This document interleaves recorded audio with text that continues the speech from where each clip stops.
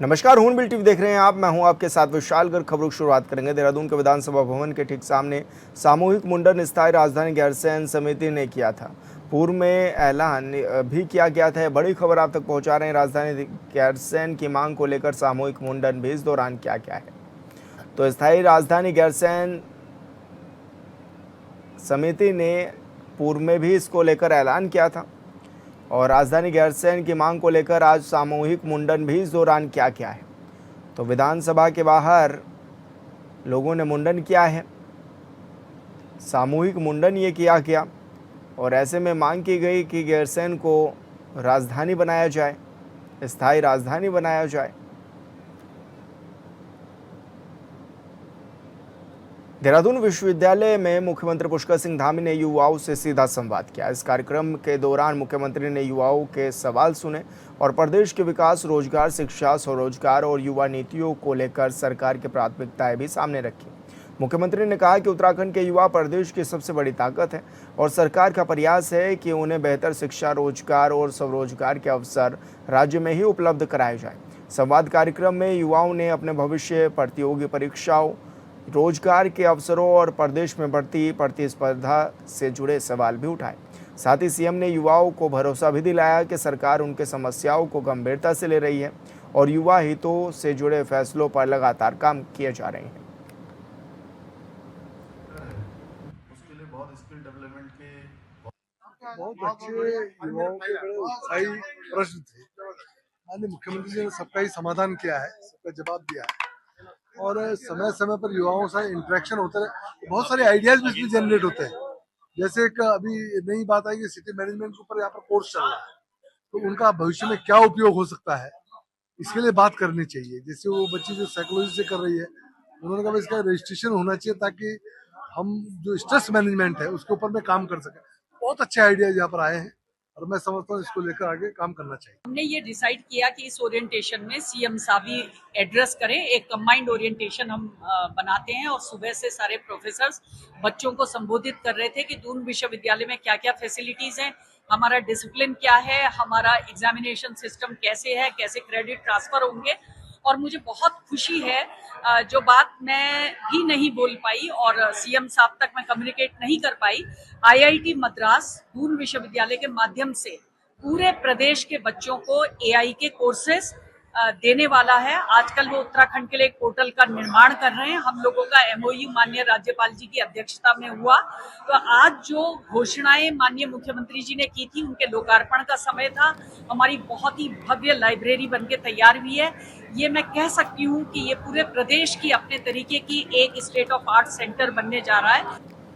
हल्द्वानी में खड़गे की रैली के बाद शुद्धिकरण का मामला। राज्यसभा में कांग्रेस अध्यक्ष ने उठाया शुद्धिकरण का मामला। इस देश में दलितों के लिए नहीं है कोई जगह, तो एक खड़गे की ओर से बयान भी जारी किया गया है। कांग्रेस का प्रदर्शन भी देखने को मिला। बीजेपी ने जांच की बात भी इस दौरान कही है। कांग्रेस ने इसे दलित विरोधी मानसिकता से जोड़ते हुए प्रदर्शन भी किया है। जेपी नड्डा ने घटना को बेहद दुखद भी बताया है, तो मामले की जांच भी की जाएगी, ये बताया गया है। जेपी नड्डा की ओर से मामला सामने आया है। रामलीला मैदान में कांग्रेस अध्यक्ष मल्लिकार्जुन खड़गे की रैली भी इस दौरान हुई थी। तो ये बड़ी खबर आप तक पहुंचा रहे हैं, जहां पर हल्द्वानी में खड़गे की रैली के बाद शुद्धिकरण का ये मामला सामने आया है और ऐसे में राज्यसभा में कांग्रेस अध्यक्ष ने शुद्धिकरण का मामला भी इस दौरान उठाया। देश में दलितों के लिए कोई जगह नहीं है, ये खड़गे की ओर से कहा गया। कांग्रेस का प्रदर्शन भी इस दौरान देखने को मिला है और बीजेपी ने जांच की बात भी कही है। कांग्रेस ने इसे दलित विरोधी मानसिकता से जोड़ते हुए प्रदर्शन भी किया है।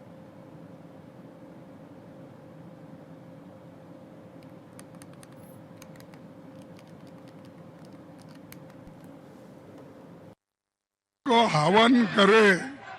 हम पहले से यही बोल रहे हैं कि इस देश में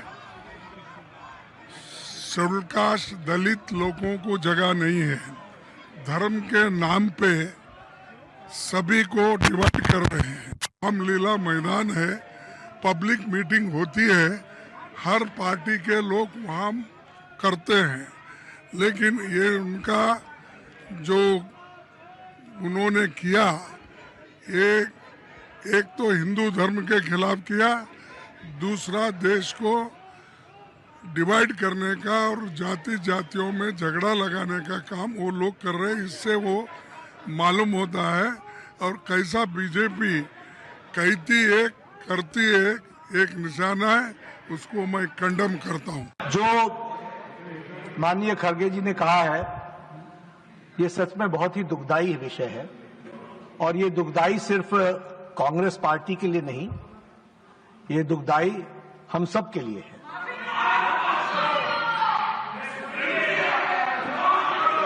बीजेपी, क्योंकि खड़गे साहब ने कहा कि बीजेपी के लोग थे, मैं स्पष्ट करना चाहता हूं, यहां राष्ट्रीय अध्यक्ष जी भी बैठे हैं और मैं भी पूर्व राष्ट्रीय अध्यक्ष रहा हूं।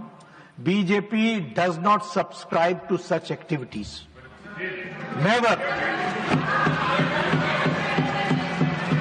लेकिन आपने कहा है हम इसकी तहकीकात भी करेंगे, लेकिन मैं आपको विश्वास दिलाता हूं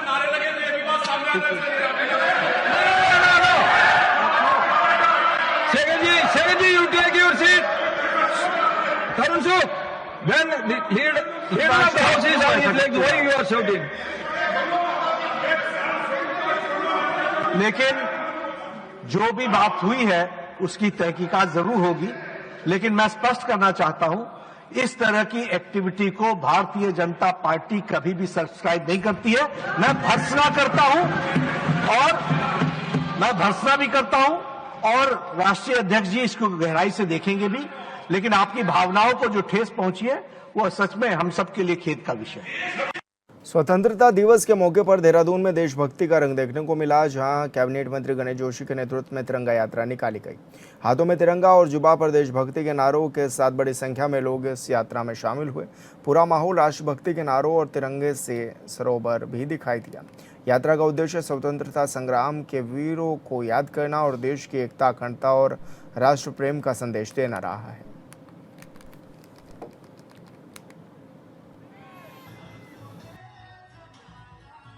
तिरंगा तुम्हारी आन बान शान का प्रतीक है,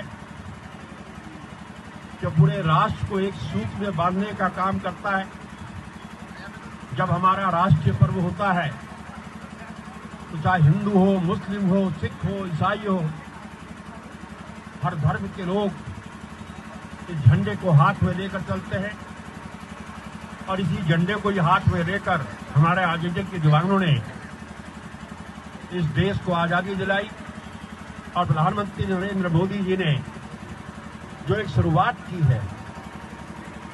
अक्सर देखने में ये आता था जब 15 अगस्त होता था लोग छुट्टी मनाते थे, पिकनिक मनाते थे, लेकिन प्रधानमंत्री जी के आह्वान पर 15 अगस्त में घर घर तिरंगा अभियान शुरू किया गया। इस बार 10 तारीख से ये अभियान शुरू हुआ है। लोग घर घर में तिरंगा लगा रहे हैं और तिरंगा यात्राएं पूरे देश में निकल रही हैं। इस यात्रा के माध्यम से समाज को एकजुट होने का मौका मिलता है। अतिवृष्टि के चलते क्षतिग्रस्त देहरादून मसूरी मार्ग को जल्द दुरुस्त करने की कवायद तेज हो गई है। कैबिनेट मंत्री गणेश जोशी ने पानी वाले बैंड के पास क्षतिग्रस्त हिस्से का निरीक्षण भी किया है। साथ ही लोक निर्माण विभाग के अधिकारियों से मौके पर काम की जानकारी भी इस दौरान ली गई। मंत्री ने सड़क के पुनर्निर्माण को सर्वोच्च प्राथमिकता देते हुए युद्ध स्तर पर काम पूरा करने के भी निर्देश दिए।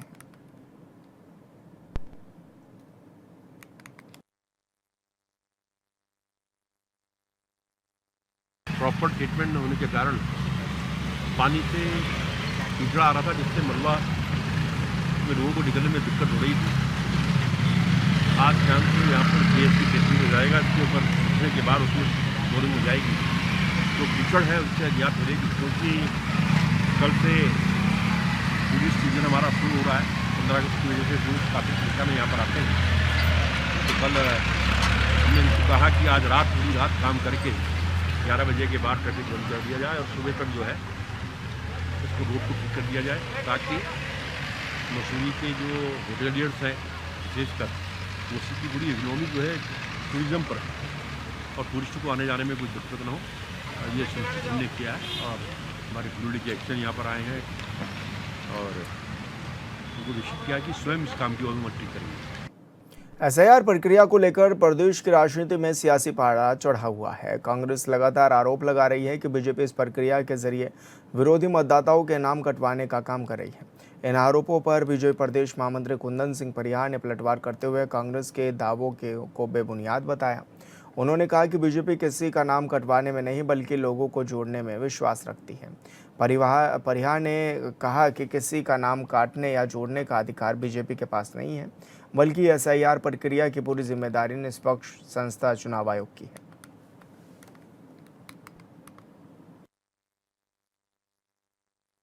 देखिए, भारतीय जनता पार्टी कभी भी कटवाने में और हटवाने में विश्वास नहीं करती, हम जोड़ने में विश्वास करती है। ये कांग्रेस का चरित्र है, कटवाने और हटवाने का। हम चाहते हैं कि जिन वोटों की विसंगतियां हुई है उनके नाम जुड़े और जिनकी मैपिंग नहीं हुई है वो सभी मैप्ड हो, ऐसा हमारा प्रयास है। किसी के वोट को कटवाने का न तो हमारा अधिकार है, न हमारा कोई उद्देश्य है, न हमारा सिद्धांत है। एक कांग्रेस भ्रम फैला करके बार बार इस प्रकार की अपनी राजनीति को कर रही है। ये राष्ट्रव्यापी तिरंगा यात्रा को लेकर बीजेपी प्रदेश महामंत्री कुंदन सिंह परिहार ने अभियान के महत्व को बताते हुए प्रदेश और देशवासियों से इसमें बढ़ चढ़कर भाग लेने की अपील की है। उन्होंने कहा कि प्रधानमंत्री नरेंद्र मोदी के आह्वान पर पूरे देश में तिरंगा यात्रा का भव्य अभियान चलाया जा रहा है। यह सिर्फ एक अभियान नहीं है बल्कि हर भारतीय के दिल को देश प्रेम के धागे में पिरोने की कोशिश है। उन्होंने सभी प्रदेशवासियों और देशवासियों से अपील की है कि इस अभियान में बढ़ चढ़कर हिस्सा लें।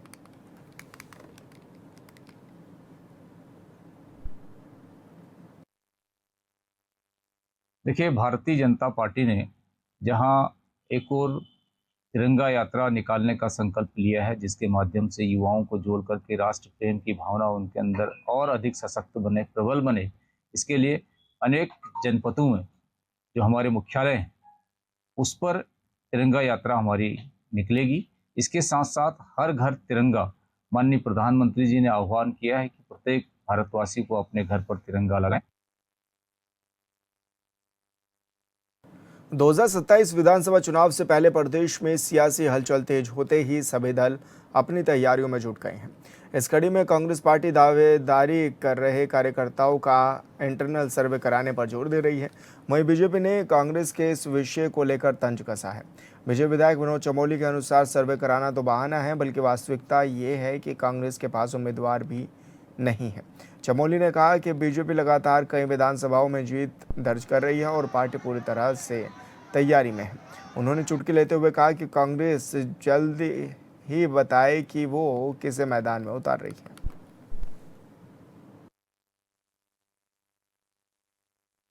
कि बहुत सारी विधानसभा ऐसी हैं जो हम लगातार जीत रहे हैं और आपने देखा उन विधानसभाओं में ये ठीक है, कांग्रेस कोशिश कर रही है लेकिन वहाँ पर उम्मीदवार तक नहीं है और हमारे लिए एक दिक्कत आ रही है, जब तक उम्मीदवार सामने न आए लड़ेंगे किससे। हम कांग्रेस से जरूर लड़ रहे हैं लेकिन कैंडिडेचर भी एक महत्व रखता है। अभी तक कैंडिडेचर ही स्पष्ट नहीं है तो लड़ाई किससे लड़े, ये भी एक समस्या हो रही है। मैं तो कहता हूँ कांग्रेस जल्दी जल्दी बताए कि विधानसभा किसको लड़ाने जा रही है ताकि उनका भी हम इंतजाम करें। बीजेपी विधायक दुर्गेश्वर लाल ने विषम भौगोलिक परिस्थितियों वाले पर्वतीय क्षेत्रों में स्वास्थ्य सेवाओं को बेहतर बनाने के लिए सरकार की ओर से संचालित हेली सेवाओं को महत्वपूर्ण बताया है।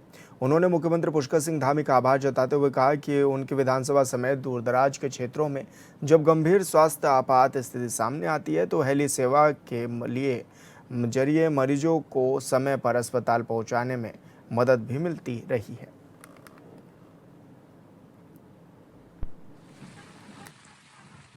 देखिए, मैं सबसे पहले तो अपने प्रदेश के माननीय मुख्यमंत्री पुष्कर सिंह धामी जी का धन्यवाद और आभार व्यक्त करता हूँ। जो अगर स्वास्थ्य सेवाओं की बात करते हैं, देखिए मैं अपनी विधानसभा की बात करता हूँ तो मेरे यहाँ चाहे नौगांव हो, परोला हो, मौरी हो, ठीक है, पहाड़ी क्षेत्र है तो उतनी बहुत सारी सुविधाएँ अवेलेबल नहीं है, लेकिन जब कोई विषम परिस्थिति आ जाती है तो उसके लिए हमारी प्रदेश की सरकार द्वारा माननीय पुष्कर सिंह धामी जी के नेतृत्व में जो हेली सेवाएँ चलाई गई है, वो एक तरीके से वरदान का काम कर रही है। मैं अगर पिछले 1 हफ्ते की बात करता हूँ, हफ्ते 10 दिन की बात करता हूँ, तो 10 दिन में कम से कम 3 या 4 बार जो है हेलीकॉप्टर जो है मेरी विधानसभा में आ चुका है। ये चाहे गंगाड़ में एक महिला थी जो नदी में गिर गई थी और करीबन जो है 100 या 50 मीटर तक जो है नदी में बह के गई थी और उसकी हालत जो है बहुत गंभीर थी। उसके लिए गंगाड़ जैसे क्षेत्र में जाके हेलीकॉप्टर आया और उस गाँव से जाके पहली बार उस क्षेत्र में हेलीकॉप्टर गया। तो लोगों में एक आस जगी कि माननीय पुष्कर सिंह धामी जी के नेतृत्व में जो सरकार है ये एक गरीब व्यक्ति की चिंता करती है। गदरपुर में तिरंगा यात्रा का आयोजन किया गया, जिसमें बड़ी संख्या में महिलाओं ने सहभागिता की और हर एक व्यक्ति तिरंगा लेकर भी चला। इस यात्रा का स्पष्ट उद्देश्य समाज के सभी वर्गों को एक मंच पर लाना रहा है।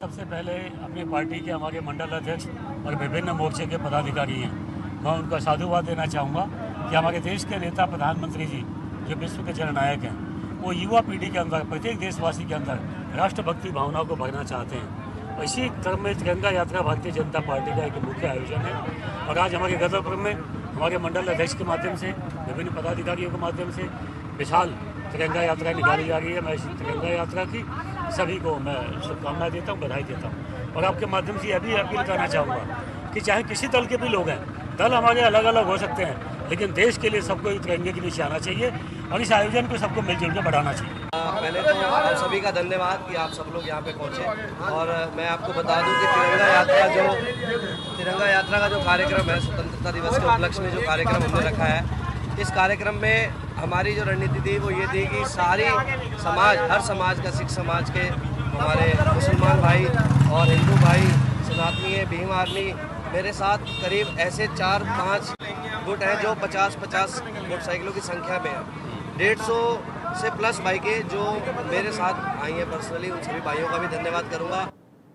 आज़ादी के अमृत महोत्सव के तहत प्रधानमंत्री नरेंद्र मोदी की पहल हर घर तिरंगा के मद्देनजर नरेंद्रनगर के बखरियाना क्षेत्र में भारतीय सेना की 1852 फील्ड रेजिमेंट के कैप्टन प्रतीक पवार के नेतृत्व में जवानों ने स्कूली बच्चों को देशभक्ति की शिक्षा दी है। पालिका के रामलीला मैदान में श्री गुरु रामराय पब्लिक स्कूल के छात्र छात्राओं के लिए देशभक्ति विषय पर पोस्टर और स्लोगन प्रतियोगिताएं भी आयोजित की गई हैं। कैप्टन पवार ने बच्चों को संबोधित करते हुए कहा है कि देश की तरक्की छात्र वर्ग पर निर्भर करती है और मातृभूमि की रक्षा का अवसर गौरव की बात है ना। और जो आपकी क्रिएटिविटी है, जो आपने इतने हर घर तिरंगा 2026 जो हमारे प्रधानमंत्री मोदी जी का जो विज़न है, उसके तहत विभिन्न कार्यक्रमों में बच्चों के अंदर राष्ट्र प्रेम, आपका राष्ट्र सर्वोपरि, इस भावना को उजागर करने के लिए तरह तरह के प्रोग्राम कराए जा रहे हैं। तो उन प्रोग्रामों के तहत ये पोस्टर प्रतियोगिता, जिसमें जय जवान, जय किसान, जय विज्ञान, साथ ही 2047 का भारत जो हमारा ड्रीम है कैसा हो, और स्लोगन की इस तरह के पोस्टर्स बच्चों के द्वारा कराए जा रहे हैं। हमारे जो आईबेक्स गनर्स है और सूर्या कमान, इसके तहत हर घर तिरंगा 2026 इंडिपेंडेंस डे सेलिब्रेशन 2026 के अंदर हम poster making and slogan making competition जो है ये श्री गुरु रामराय स्कूल के अंदर तहत करवा रहे हैं। इसमें क्लास 3 से लेकर क्लास 12 तक के बच्चों ने बहुत ही उत्स्फूर्तता के साथ अपना जो है यहाँ पे योगदान दिया। बच्चों ने अपना जो सेंस ऑफ पैट्रियोटिज्म है और देश के प्रति जो भावना है, इसका बहुत ही अच्छे से पोस्टर्स के ऊपर जो है ये अपना दिखाया है। और मैं गुजारिश करता हूँ कि बच्चों के अंदर जो स्कूल टीचर्स भी है और इंडियन आर्मीज भी जो है, ये इस तरीके के जो प्रोग्राम्स है वो आगे आने वाले दिनों में भी जो है कंडक्ट कराती रहेगी। आज हमारे यहाँ पर प्रोग्राम हुआ है जो हमारे आर्मी ने किया है और हमें बहुत ज़्यादा खुशी हुई है कि हमें ऐसा अवसर मिला। यहाँ पर कंपटीशन भी हुआ, जैसा कि आप सब जानते हैं कि जो यहाँ पर प्रतियोगिता हुई थी, तो हमें बहुत अच्छा लगा। बच्चों ने बढ़ चढ़ के भाग लिया और बहुत ज़्यादा प्यारे प्यारे पोस्टर्स भी बनाए और हमारे अंदर एक देशभाव भी आया। बाजपुर में गोबरा गोलीकांड को लेकर जिला पंचायत सदस्य जितेंद्र शर्मा ने थाने के सामने धरना देकर आरोपियों की गिरफ्तारी की मांग उठाई है। पुलिस ने आश्वासन के बाद धरना समाप्त भी किया गया है। पुलिस ने 2 दिन के भीतर आरोपियों की गिरफ्तारी का भरोसा भी इस दौरान दिलाया है। वहीं पीड़ित पक्ष का आरोप है कि परिवार को लगातार धमकियां मिल रही थी।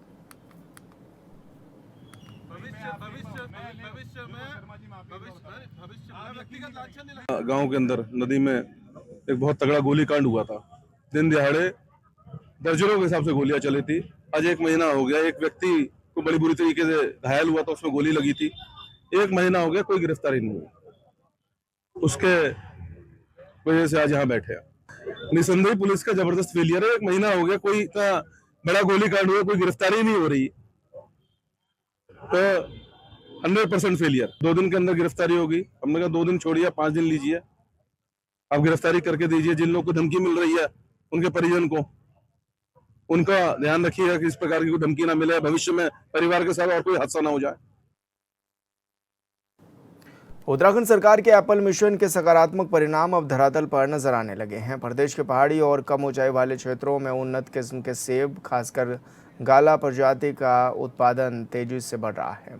सरकार के प्रोत्साहन नीतियां, सब्सिडी और तकनीकी सहायता से प्रदेश के युवा और किसान बागवानी से जुड़कर आत्मनिर्भर बन रहे हैं, जिससे पलायन पर भी अंकुश लगने में मदद मिल रही है।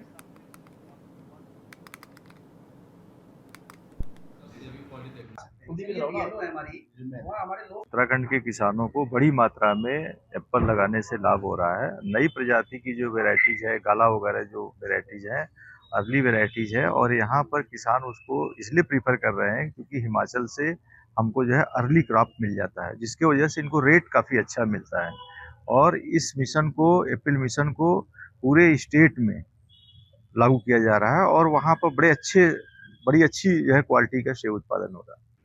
हमारी सरकार किसानों की आय दुगनी करने के लिए जो संकल्प है, हम एप्पल के लिए पॉलिसी लाए हैं, हम मिलेट्स के लिए पॉलिसी लाए हैं, हम कीवी के लिए पॉलिसी लाए हैं, हम ड्रैगन फ्रूट के लिए पॉलिसी लाए हैं। और एप्पल मिशन के माध्यम से आज हमारे किसान आत्मनिर्भर हो रहे हैं। जो हमारे नौजवान कोरोना में लौट कर आए थे और बंजर भूमि पर आज सेबों के बगीचे दिखाई दे रहे हैं। अभी आपने देखा होगा कि इस नौजवान ने अभी 1000 पेड़ लगा रखे हैं, और जो गाला सेब है, जिसकी वैरायटी हिमाचल को टक्कर दे रही है, ऐसा सेब यहाँ पर लग रहा है। और आने वाले समय में मैं ये कह सकता हूँ, आज हम हिमाचल व कश्मीर के बाद तीसरे स्थान पर हैं। मेरे को एप्पल मिशन द्वारा जो हमने 500 पेड़ लगाए थे उसमें 80% करीबन हमें सब्सिडी मिली थी, और जो उसके बाद जो रिजल्ट मिला है काफ़ी बेहतरीन रिजल्ट था। और जो एप्पल था वो भी बहुत बेहतरीन क्वालिटी का, जो हमने सोचा भी नहीं था। जो पहले प्लांट होते थे वो 6000-7000 फीट पे होते थे, तो गांव वालों ने भी सोचा कि 3500 हमारे गांव की एलिवेशन है, 3500-4000 करीबन, तो उस पर मैंने M9 ने गाला लगाया और जिसका रिजल्ट बहुत अच्छा रहा। और मैं आगे सोच रहा हूँ कि आगे प्रयास करूँगा। और फिलहाल इस बुलेटिन में मेरे साथ इतना ही। आप देखते रहिए हॉर्नबिल टीवी। नमस्कार।